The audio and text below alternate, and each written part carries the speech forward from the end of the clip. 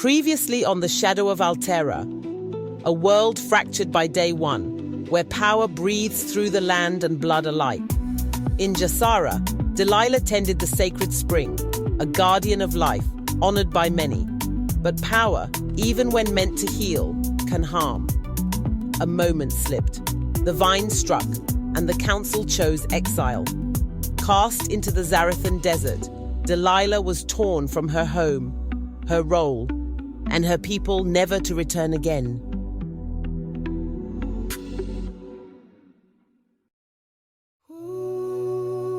In the lands where memory carves deeper than stone, the Zarathan desert waits, still and listening. Heat ripples like a held breath while dust coils through scorched silence.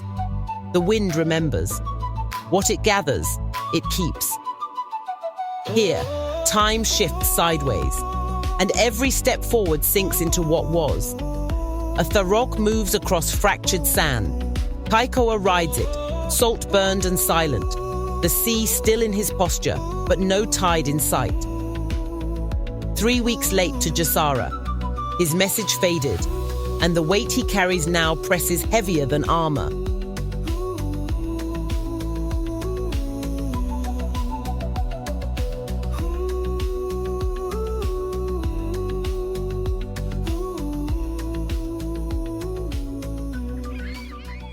You ride late? Late for what? That's not mine to name.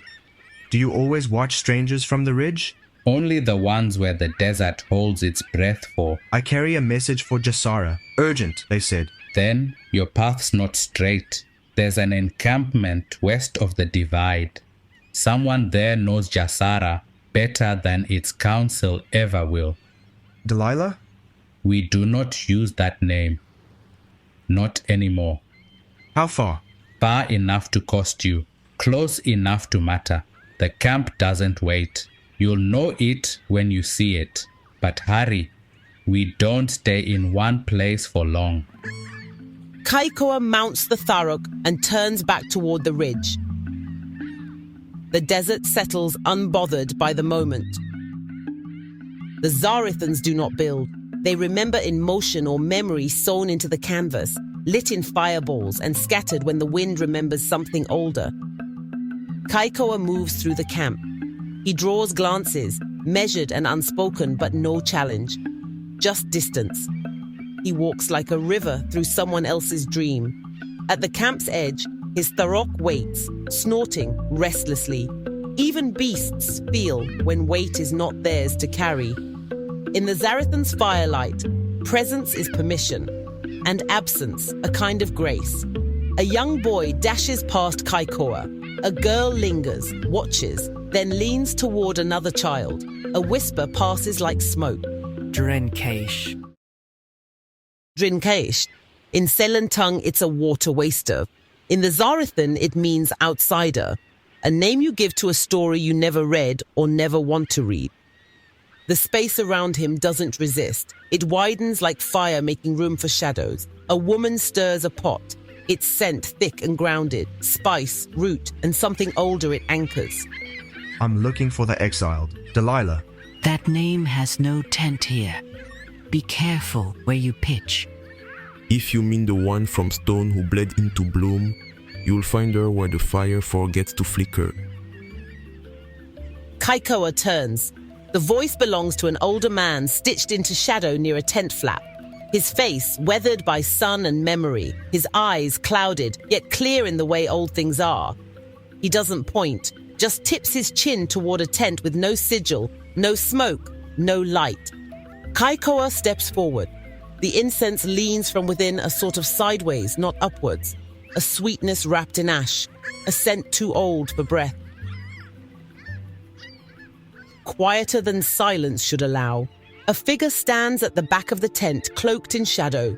Her red hair is unbound and drifts slightly, as if stirred by a breeze that only the ancient recalls. The air holds no sound, just the weight of someone still choosing, flesh or echo, woman or what the fire left behind. 3 moons have passed since she walked the gardens, time enough to be remembered wrongly, or not enough to be remembered at all. You ride late. The Wanderer said you'd come, but I wasn't sure the desert would agree. He spoke like a mirage. Still might have been. If he was, the desert still chose to send you. It doesn't waste its illusions. The tide speaks clearer, but it pulls too. You're not Zarathan and you don't carry sand in your spine, Drenkesh. You say that like a curse. Where I'm from, that word would cause a current to shift, and no one would be standing where they were when it passed. I came for answers. The drowned has begun to stir. There are things shifting beneath the ocean, and no one is speaking clear. I had hoped Ehshara still kept a memory worth trusting. Trust is old, but not free. What kind of answers do you think live in the oasis? The kind no council wants to name. The kind that don't come wrapped in prophecy or silence. What are you? That depends on who's asking and what they hope to do with the answers. The Zarathans say I was forged here, born of fire and prophecy, but they only saw what came after. I remember the cavern, the dark, the crawl, not the rise. There was nothing noble in surviving, only necessary. I don't trust the sand. It forgets what it buries. Good. The desert doesn't ask to be trusted, it asks to be known. The truth isn't the hardest part. Honestly, I came for Ehshara's truth, but I'm here, and yours matters too. I'm far from home on purpose, carrying a story I never wanted, to a place I've never seen. Feels like a familiar road, doesn't it? Maybe the horizon meant for us both to carry things we never chose. She nods, emotion smaller than breath. The silence that follows is long, not awkward, but full. Her eyes drift to the tense edge where a basin waits. Inside it, a red crystal veined in ember pulsing low. Light moves across her skin. He doesn't speak, but something in him stills. Not fear, recognition. She steps toward the shard, and it meets her, not brighter, just closer, as if it too has been waiting. You want to know how I became this? I didn't think I needed to, but now I must. It was cold down there, but it hummed like a sound I could not name or believe. Delilah walks alone, stumbling. The sun has scalded the world to white and gold. Thirst clings like a second skin. Memory trails behind her, heavy as ash-soaked cloth. Did they send me here to break, or just to vanish, like ink forgotten in the rain? She blinks and the horizon sways. Heat shimmers or maybe tears crawling. Then, a shape. Perched atop a distant dune and impossibly still. Cloaked in a darkness that drinks in remembrance. Crimson tendrils drift around it. Not lifted by wind, just hovering, like breath held. Delilah. Come. They misunderstand balance, child. They feared the life that spilled beyond their careful boundaries. Ehshara called it danger. It was only the truth. You were the truth. Who are you? A witness, a memory. I see what was taken from you, what they feared you'd become. They left you fractured, but the wound is where becoming begins. Become. What waits down there? Not power. Purpose. An end to this exile. The weight to stand whole as you've always cared. Down there is perfection. A path to mend not just your fracture, but all the fractures of Alterra. The words settle. They stir no doubt, and that absence should scare her. But it doesn't. A low hum begins beneath her ribs, echoing the resonance spilling from the cleft ahead. No one ever told me what I was meant to be, but this voice doesn't ask who I was. It tells me what I could be, to be whole. Cool, ancient air clings to her. The stone seems to breathe, a slow, forgotten rhythm. Delilah descends into the narrow passage. The hum is constant now, not hostile, not inviting, just present. Faintly glowing lichen lines the walls. Its light is soft, but it reveals everything. The stone looks awake. She passes a mural, a golden sun, wide and pitiless. Beneath it, black-lined figures, recoiling, arms raised, faces hidden. One lies shattered, split open beneath the light. Ehshara never painted light this way. Only warmth, only bloom, never what it cost. The air here feels held, as if the cavern hasn't exhaled since it was last seen. The shard remembers what you were before you were broken. What waits is not resolve. It is return.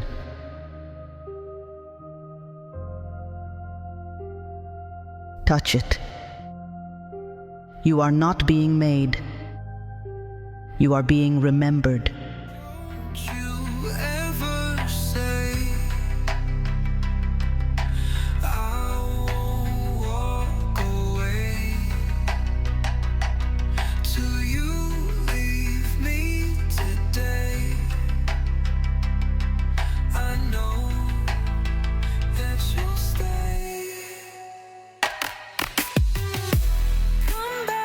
Open.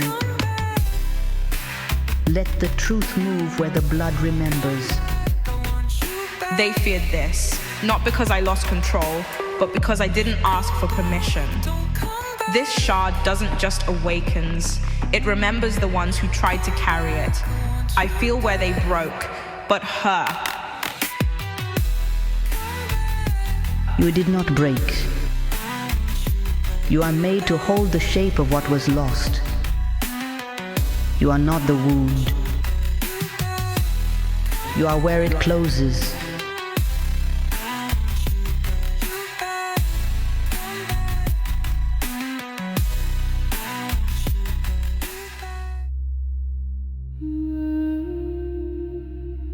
Back below, Delilah's breath slows. The pain has finished speaking. The tendrils settle, coiled like thought. Her skin glows beneath the dust. Then the voice returns, not distant now. It moves through her, not as sound, but as presence, filling breath, bone, intention. We'll make them remember what they tried to forget. Delilah steps into the twilight. No stance, just presence. The wind stills as a single breath moves through the camp. The laughter fades, hands still, and footsteps pause mid-pattern. And then, the shift.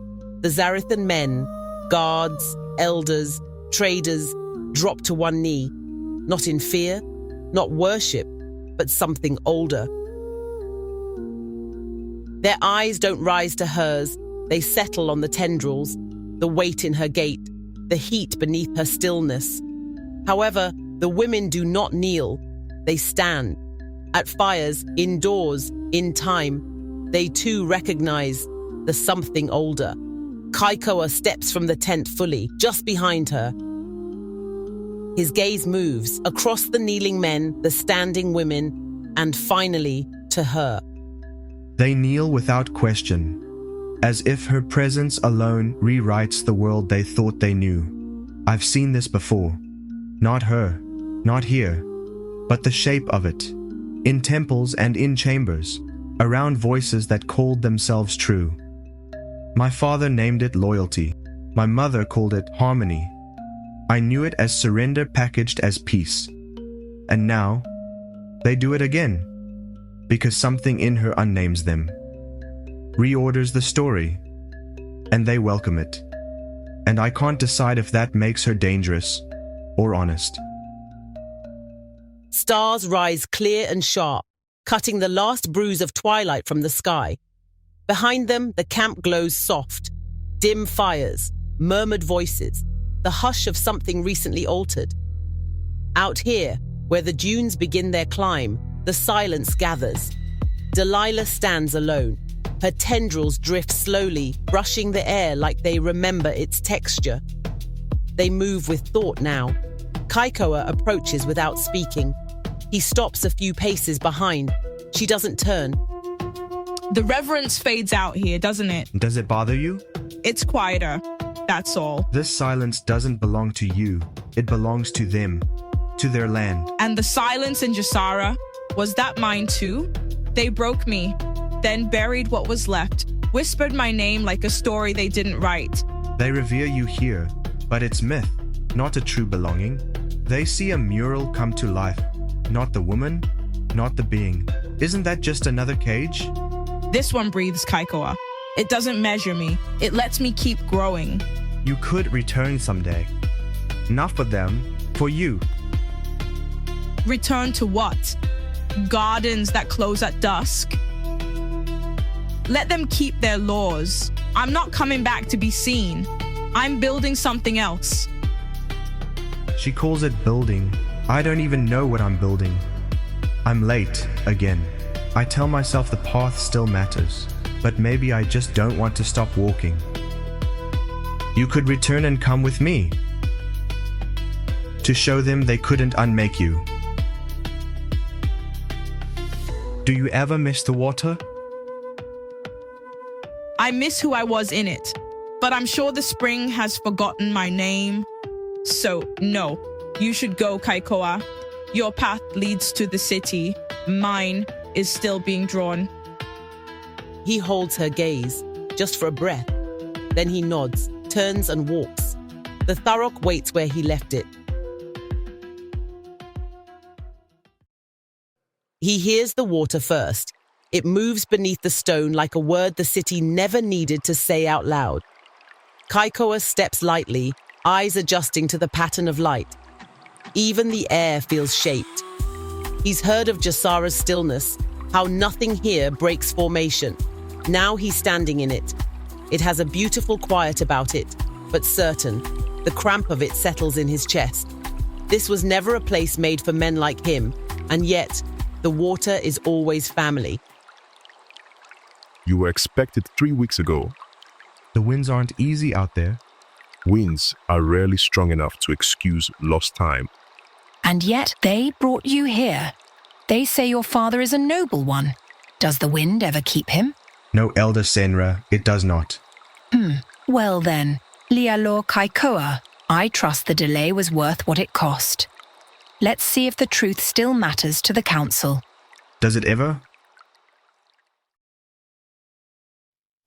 First light bleeds pale gold across the dunes. The camp stirs slowly, wrapped in a silence thick with waiting. Delilah stands beside a dark jarrel, low and wide across the shoulder, each step deliberate, not bred for silence, for certainty. She turns once. The men who once knelt watch her like an omen passing, unsure what moved through them or if it left anything behind. The women do not lift their gaze. Their hands remain steady, their eyes neither blessing nor warning.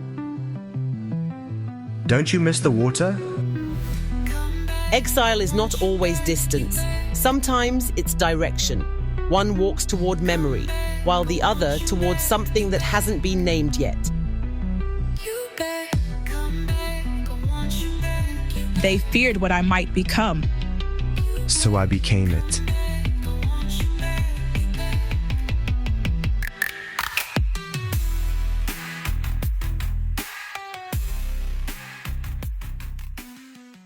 Thanks for joining us on this journey into the shadow of Alterra.